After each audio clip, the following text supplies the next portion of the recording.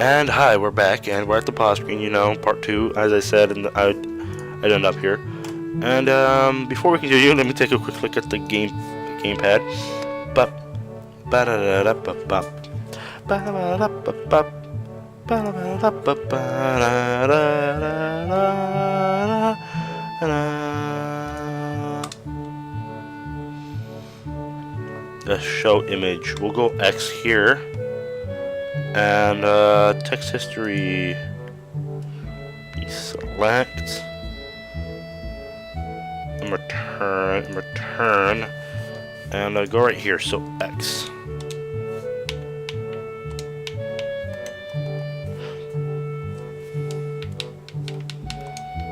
It's weird. This is very weird.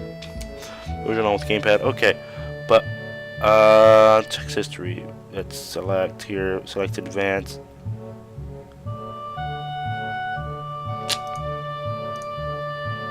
It's not going back, which is weird.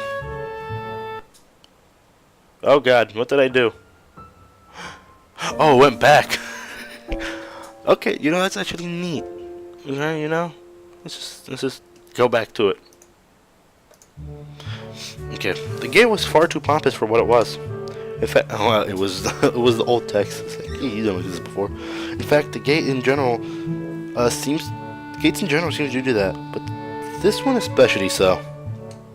Red bricks, black wrought iron, and gray plaster assembled into a whole that didn't feel welcoming at all. I wondered if it looked like what a gate. Ah, my god. I wondered if it looked like what a gate for a school should look like, but I couldn't really decide. Probably no. Of course, I didn't want to get stuck on thinking about the gate for too long, so I entered through with a brisk pace that surprisingly felt good. I said the same thing, but in a different way. I said that surprisingly felt good. That felt surprisingly good. Oh. Moving forward feels good. So I walked towards the main building of Yamaku Academy with the brisk pace. I'm alone, as my parents are taking stuff to my dorms. To the dorms. There's supposed to be someone waiting for me. The grounds are incredibly lush, filled with green. Does it feel like that kind of grounds for school? Does it feel like the kind of grounds a school would have? Monica Park, with a clean walkway past trees and the smell of fresh cut grass and all other park-like things. Words a clean and hygienic pop into mind. It makes me shudder. I shake them off. Stay open-minded now. It's your new life. You have to take it as it comes. That's true. Well, that's what I tell myself.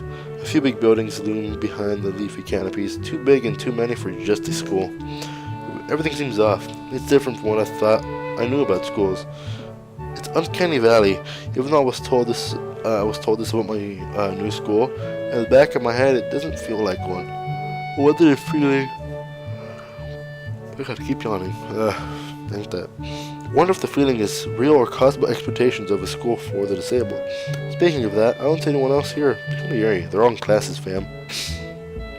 It'd make me wish there was somebody here so I could anchor myself to something tangible instead of having this feeling that I stepped into another dimension. The trees hum with the wind and the green hues flashing all around me catch my attention. It makes me sick. It makes me think about hospitals again. How they say that the operating rooms are painted green because green is a common color. So why am I feeling so anxious despite all this greenery? Only after I sat in front of the holiday main building, I surprised myself by realizing why the gates bothered me. It was the last chance I had to turn back, even if I had no life I could return to. But still, after entering, there's absolutely no way I could go back anymore. Feeling nervous with this realization set in my head, I opened the front door. A tall man with bad posture notices me as I enter. We're the only people in the lobby, so it's only logical. You must be Nikki? Makai. So you are. Excellent. I'm your homeroom and science teacher. My name is Muto. Welcome. We exchange a handshake that is neither formal nor sloppy. He looks at his watch. The head nurse asked you for a brief check-in visit, but there's no time for that now. Oh, should I go later? Yes, afternoon is probably fine. We should get going. I'm hating this yawning. Oh my god. We should get going and introduce you to the rest of the class. They're waiting already. Waiting for me. I don't really like being the center of attention, but I guess it's inevitable. In a situation like this, somehow not knowing what is waiting for me makes me feel really nervous. Thinking of this, I almost miss what the teacher is saying. Do you want to introduce yourself or to the class? Yeah, of course.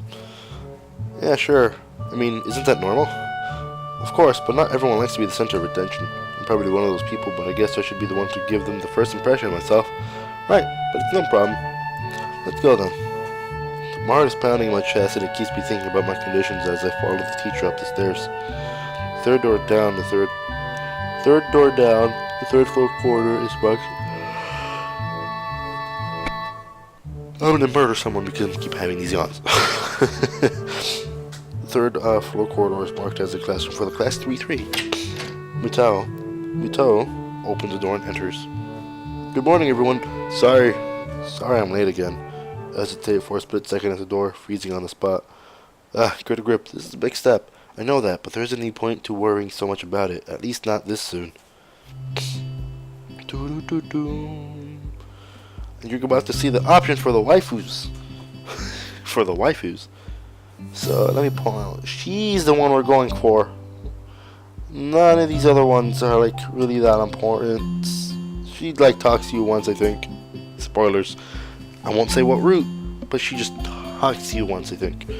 I follow the teacher into the classroom and look around, partially so I won't have to meet the curious gazes of my new classmates. It's pretty spacious. The ceiling is unusually high. There's a lot of space left over. Around the in-betweens of the desk. An entire wall taken up by blackboards and the high old-fashioned windows only make it seem larger. The students' desks are standard wooden desks with a shelf underneath for books and wooden chairs with metal frames. Simple and efficient. Stop walking in front of the classroom and face the other students. They all look normal, like students at any other school. But then why would they be here? Probably like me and have something wrong with them. It's not just immediately obvious. Then I noticed that one of the girls seems to be missing the thumb of her right hand. It's a little jarring.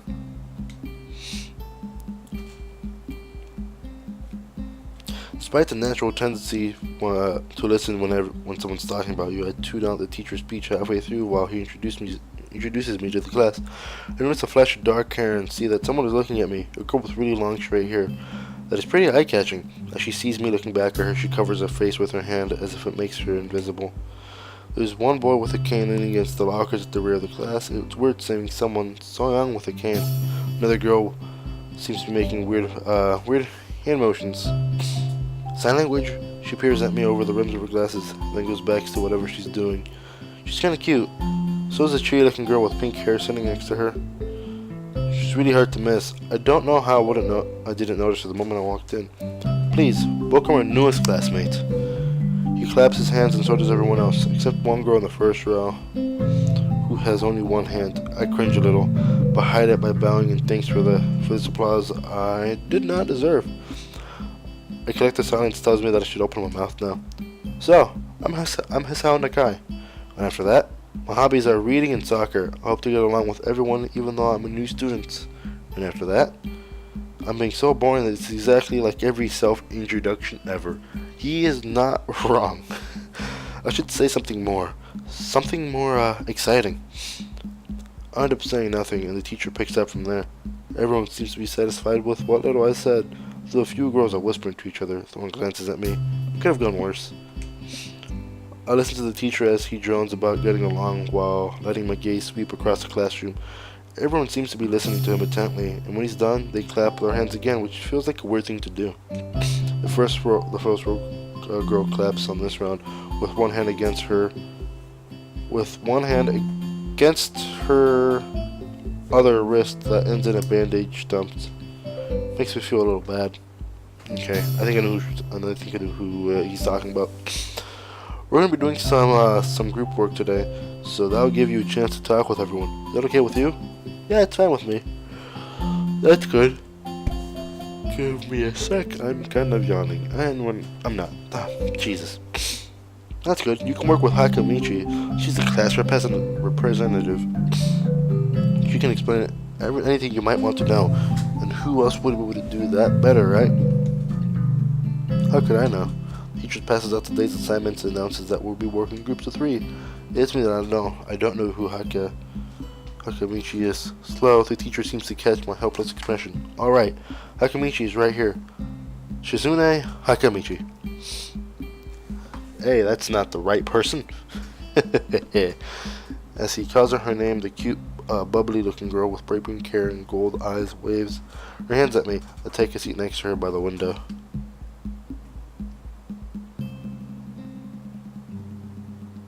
Oh, I pressed X. I was like, wait, text? Oh, I pressed X. Sorry. Hey, I guess you're Hakamichi, right? It's nice to meet you.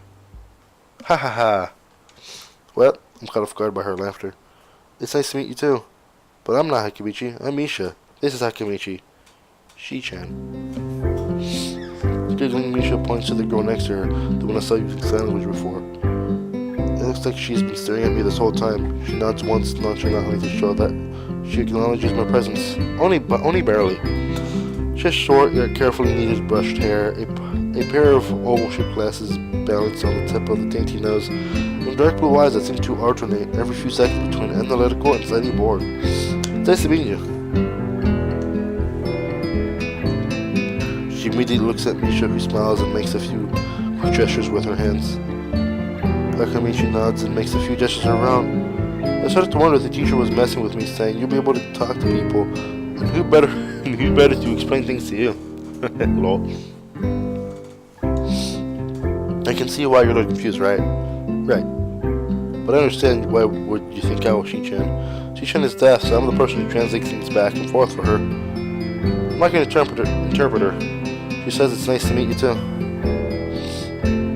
Oh, you're a new student, aren't you? Well, Shi-chan, of course he is. If he wasn't, he would have been if he wasn't, he would have been standing up there for no reason, right? Right. He seems like a very interesting person, doesn't he? We knew there was going to be a new student, but we didn't know you would be here today. So soon, He-chan. Yep, it fits, doesn't it? Did I say it out loud? It's just a surprise. I've never liked it. It's just a surprise. I never liked that nickname. I don't really see how. It fits. You look like you just. I'm messing up right now. Jesus Christ. You look just like I imagined. Ha ha ha. Yeah, you look just like a he-chan. I wonder what everyone seems to think so. Hakamichi taps her fingers on the desk to get Misha's attention. They gesture back and forth to each other excitedly, their hands a blur. Misha seems a little overwhelmed. Sorry about that. Shi-chan wants you to know that she's the class rep, so if there's anything you need to know, you can feel free to ask her. Do you like the school so far? We can show you around a little if you haven't had time to walk around and familiarize yourself with it. Misha stumbles with a hard word a bit, making it stick out in her otherwise fluid translation. Thanks, that'll be pretty helpful. Yeah, I just kind of came straight to class today. That's not good. You should try to learn as much as you can about where you're going before you go there. Not just for the school either. Always, even if it's a trip to the convenience store, really, Shi-chan. I know about where you're going. I guess I didn't bother to do that, or just didn't care enough to do so. I didn't look forward to this, even if I committed myself to going along with it heavily. But anyways, I don't say anything, and we should sign something that ends in a shrug. What was that about? It seems like it was about me. I feel like slumping over in my seat. Both of them are smiling, but that shrug hit me unexpectedly deeply. It's probably were talking about you, fam. You look down. You okay? Don't take it the wrong way, please. I hate it when people are afraid to ask questions. That's how people learn things, by asking. Asking for help is perfectly normal. Much as needing help. Stop looking like you failed the test. Wahaha. Alright. And she smiles. Another thing. You don't have to call Shi-chan something so formal like Hakamichi or class rep all the time. Just call her Shi-chan. Music stopped. Why'd it stop?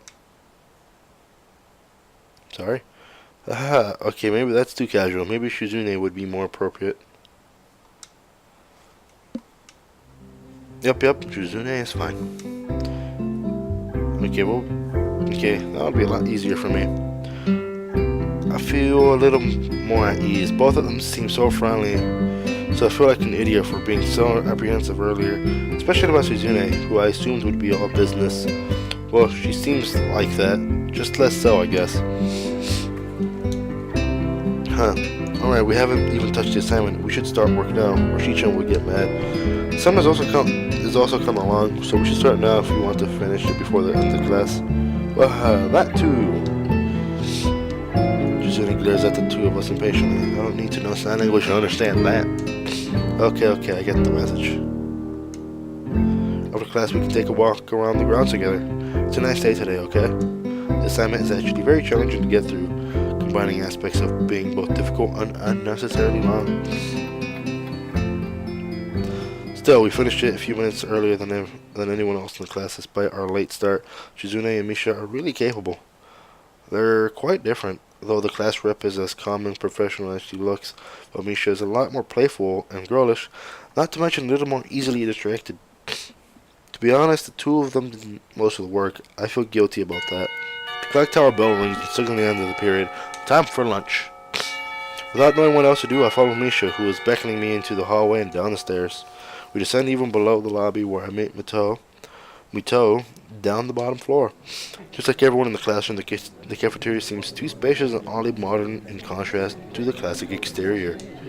Its big windows open to the courtyard towards the main gate.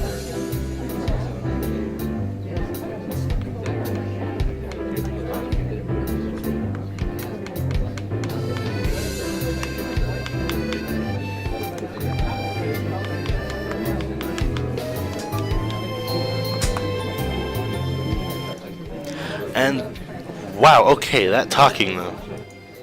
That sound effects as well. Lol.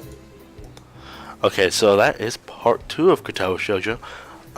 Thank you for watching and just listening to me read. If I can, I'll see if I can get someone else to join me while I'm reading, but I don't know if I can, I'll see. I'll see. Just it's a low chance of that actually happening. Thank you for watching. This is part 2. I'm actually gonna return to the screen here and we're gonna do a save. Create a new save state. And show image. This is what Misha looks like. I'll see you guys next time. Thank you for watching. If you're liking the content, and if you just clicked on part 2 suddenly and not even watching part 1, go watch part 1. I say it's fine. And go watch my other stuff as well. And you can go visit my Twitter at Sunshine Mexico. I post there sometimes, not all the time. But yeah, I'll see you guys next time. Have a wonderful day, or have a wonderful night. This has been Sunshine Mexico with some Katawa Shoujo. The game is free. Try it. And adios.